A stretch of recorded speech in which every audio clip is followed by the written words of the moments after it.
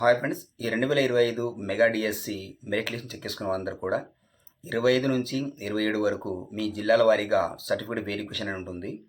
ఈ certificate verification వెళ్ళేటప్పుడు మీ యొక్క డాక్యుమెంట్లు కూడా 3 సార్లు జిరాక్స్ తీసుకొని 3 ఫోటోలు తీసుకొని వాటి మీద అటాచ్డ్ సైన్ చేపించుకొని వెళ్ళాలి.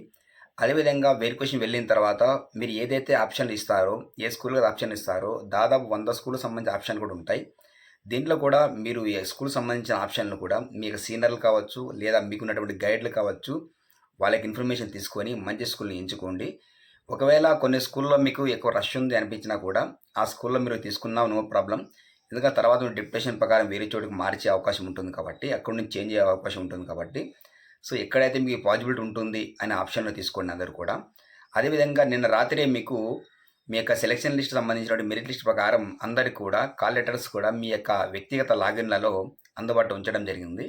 అదంటే కూడా మీరు చెక్ చేసుకొని ఈ రోజు రేపు చెక్ చేసుకొని సర్టిఫికేట్ సంబంధించిన కూడా డాక్యుమెంట్ రెడీ చేసుకొని రేపటి నుంచి ఈ ఎల్లుండి వరకు 27 వరకు కూడా సర్టిఫికేట్ వెరిఫికేషన్ ఉంటుంది కాబట్టి అందరూ కూడా సర్టిఫికేట్ వెరిఫికేషన్ వెళ్ళిన తర్వాత ఏదిగా నెగ్లెక్ట్ చేయకుండా స్కూల్ ఆప్షన్లో కూడా క్లారిటీతో ఉండి సలహాల సూచనలు తీసుకొని వెరిఫికేషన్లో మీరు సెలెక్ట్ చేసుకోవాల్సి ఉంటుంది.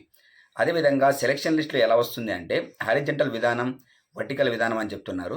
హారిజంటల్ విధానం ఎప్పుడైతే వస్తుందో దీనిలో సీనియర్ సంబంధించిన వాళ్ళ కోసం, అది ఇంకా ఎక్స్ సర్వీస్లో ఉన్న వాళ్ళ కోసం, లేడీస్ కోసం 33% 0.5% వాళ్ళకి రిజర్వేషన్ ఉంటుంది. అదే వర్టికల్ ప్రకారం వచ్చిందంటే ఓపెన్ కేటగిరీ ఉన్న పోస్టులలో ఎక్కువ శాతం లేడీస్ కేటాయించి మిగతా రిమైనింగ్ పోస్టులలో కేవలం జెంట్స్ మాత్రం కేటాయిస్తారు. సో ఏ వర్షన్ వచ్చినా కూడా మీ యొక్క ఏజ్ ప్రకారం కావచ్చు, లేదా మీకు రిజర్వేషన్ ప్రకారం కావచ్చు, లేదా మీకున్నటువంటి కేటగిరీ ప్రకారం మీకు ఎలిజిబుల్ ఉంటుంది, కానీ ఎక్కడ కూడా నష్టపోయే అవకాశం ఉండదు. సో చూసుకోవాలి, అటు ఇటు ఏదన్నా లేడీస్ రిజర్వేషన్ ఎక్కువ ఉంటుంది కాబట్టి ఏ రిజర్వేషన్ వచ్చినా ఎక్కడ వచ్చినా సెలక్షన్ లిస్ట్లో మీరు మీ పేరు ఉంటే ఖచ్చితంగా మీ సెలెక్ట్ అయ్యే అవకాశం ఉంది. Thank you.